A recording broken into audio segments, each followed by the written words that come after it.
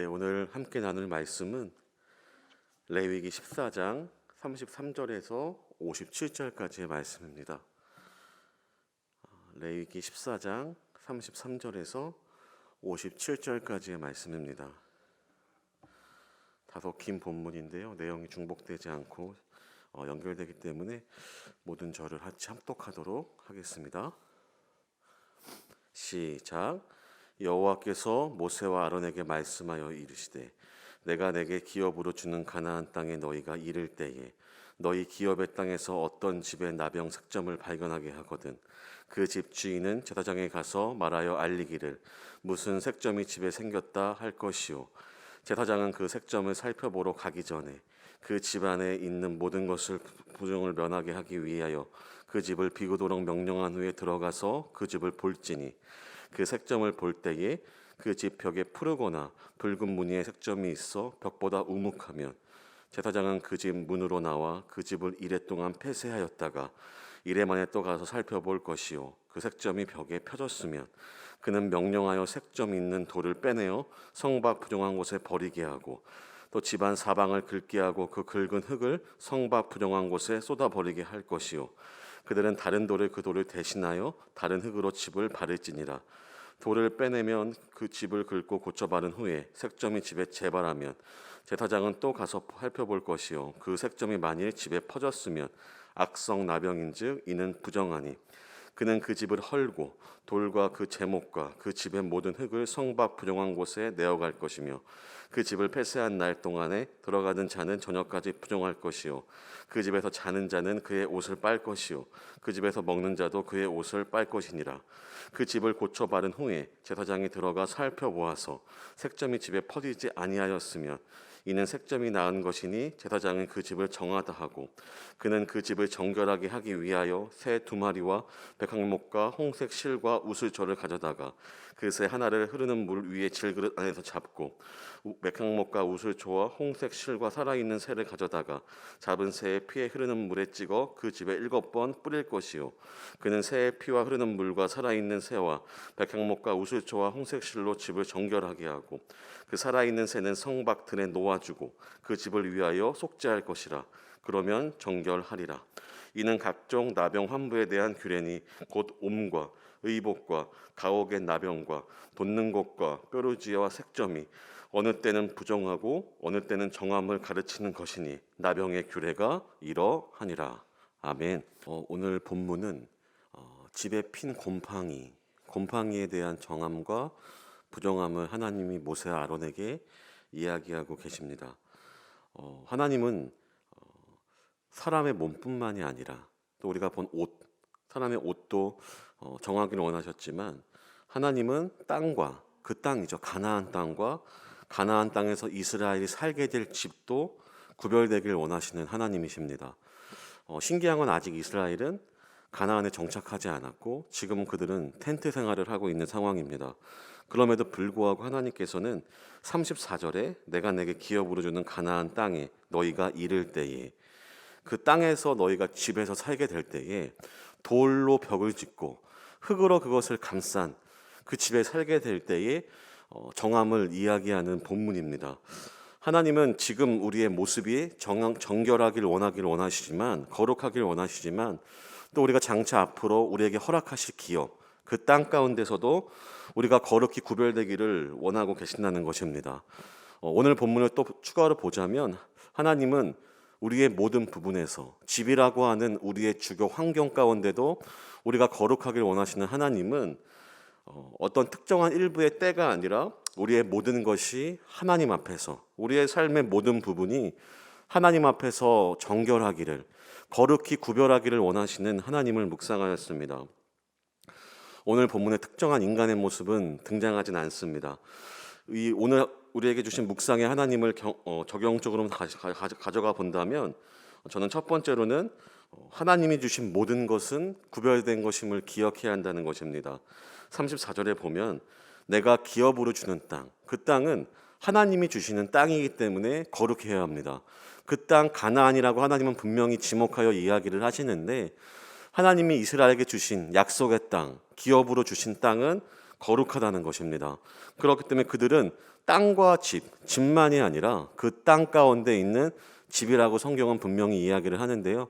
하나님이 기업으로 줄 땅, 약속의 땅, 우리에게 언약으로 주신 그의 모든 말씀과 우리에게 허락하신 것은 즉 구별하여 정결하게 거룩한 모습으로 있어야 한다는 것을 우리에게 교훈으로 주고 계십니다. 바로 우리가 서 있는 그것이 하나님은 그곳에서 우리가 거룩히 승리하기를 원하시는 하나님이십니다. 우리의 자녀, 우리가 기업으로 받은 자녀, 우리가 갖고 있는 모든 소유, 하나님이 기업으로 주신 가나안 땅이라면 우리가 하나님의 약속으로 받지 않은 것이 어디에 있겠습니까? 우리는 모든 환경에서 거룩히 서 있어야 함을, 거룩히 정결함으로 있어야 함을 하나님 우리에게 이야기해 주고 계십니다. 두 번째는 제약의 자리는 피해야 한다는 것입니다. 36절을 보면 제사장은 그 색점을 살펴보러 가기 전에 어떤 집에 곰팡이가 펴서 제사장이 그것을 보일 때에 살펴보러 가기 전에 그 집안에 있는 모든 것의 부정을 면하게 하기 위해서 그 집을 비우도록 명령한다라고 이야기합니다. 그 집에 있는 모든 것을 비워 사람이건 물건이건 모든 것을 비우고 그 집을 본다고 이야기합니다. 모두가 부정하게 되는 것을 막는다는 거죠. 결국 성경이 우리에게 주는 죄에 대한 교훈을 말하면 하나님이 우리의 신앙을 성숙하게 만들기 위해서 하나님이 주시는 시험은 말씀으로 정면 돌파할 수 있지만 때로는 우리에게 유혹의 자리, 죄가 우리에게 가까이 있으면서 그 죄를 승리하는 것보단 하나님은 때로는 죄를 피하도록 우리에게 하신다는 것입니다. 우리 가운데 우리 주변에 우리가 넘어질 만한 것을 가지고 있고 생각하고 마음으로 품고 있으면서 그것을 이긴다는 것은 결코 쉬운 일이 아닐 것입니다. 오늘 제사장이 그 집의 안에 있는 모든 것이 부정되기 위해 그것을 그 집을 비운 것처럼 우리 역시 우리 안에 우리를 거룩하게 하지 못하는 것들이 있다면 그것을 먼저 비우는 것이 우리의 일일 것입니다. 세 번째는 죄악은 뿌리를 뽑아야 한다는 것입니다. 죄는 어떤 것과도 타협할 수 없음을 오늘 본문 또한 이야기합니다. 곰팡이가 사라지지 않으면 그 집을 헐라라고 이야기하더라고요. 저도 그래서 이 본문을 자세히 더 들어봤습니다. 정말 곰팡이가 핀 것을 보고 일주일이 지났는데 곰팡이가 더 퍼지고 곰팡이가 핀 돌을 갈고 사방의 흙을 긁어내고 그 후에도 곰팡이가 퍼지면 그 집을 오늘 본문은 헐라라고 얘기합니다. 그 집에 있는 모든 것을 헐고 성 밖으로 내다 버리라고 이야기합니다. 우리 가운데 있어 부정한 것이 있다면 그 죄악은 우리가 그 벽돌을 교체하고 사방을 긁고 어떠한 노력을 해도 지워지지 않음을 알고 있다면 죄는 우리의 어떠한 노력으로도 지워지지 않고 하나님의 은혜로만 그것이 사라진다면 우리 가운데 있는 죄악, 내 안에 여전히 있는 것, 하나님의 은혜로 시작하였지만 지금은 나의 욕망이 되었거나 처음부터 우리의 죄악과 욕망 가운데에 무엇을 시작하였거나 우리 가운데 있는 모든 죄악은 자라나는 죄악은 뿌리를 뽑아야 한다는 것을 또 오늘 본문은 우리에게 교훈으로 주고 있는 것 같습니다. 그들이 집을 버리는 것은 쉽지 않았을 것 같습니다.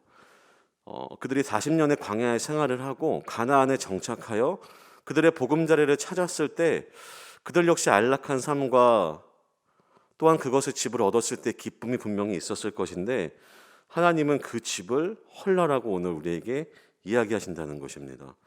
죄에 관하여서는 우리 가운데 있는 어떤 것도 뿌리를 뽑아야 한다면 집까지 헐라고 말씀하신다면 우리 가운데 그 무엇을 하나님께 내어드리지 못하겠습니까? 우리 가운데 죄악으로 번진 그 무엇이라면 그것을 과감히 포기할 수 있는 용기 있는 믿음이 우리에게 필요할 것입니다. 오늘 본문을 통해서 모든 것을 거룩히 구별하셔서 집까지도 앞으로 장차 너희가 살 집까지도 거룩히 구별하기를 원하시는 하나님이라면 저는 이 단어가 생각이 나더라고요. 성도라는 단어가 문득 머리 가운데 떠올랐습니다. 우리는 교회 안에 수많은 직분, 또 세상에서의 수많은 직책, 권위, 또 가정에서의 직분과 직책과 권위와 의무, 세상에서 우리는 이런 것들을 감당하지만 그 무엇보다 우리를 우선할 수 있는 우리의 직분이 있다면, 우리에 대한 호칭이 있다면 그것은 하나님은 우리를 지금 성도로 부르고 계시다는 것입니다. 거룩한 백성으로 구분하셔서 내가 주는 그 땅, 내가 너희에게 주는 모든 것들을 거룩히 하라라고 오늘 하나님은 우리에게 말씀해 주고 계십니다. 그 거룩을 위해서라면 집까지도 헐라고 말씀하시는 하나님임을 우리가 안다면 우리 가운데 있는 어떠한 제약의 시작도 그 뿌리도 단번에 하나님 앞에 온전히 드릴 수 있는, 단번에 포기할 수 있는 그 용기의 믿음이 오늘도 성도로 살아가서 여러분들이 계신 곳에서 거룩히 승리하는 모든 성도님들 되기를 주님의 이름으로 소망합니다.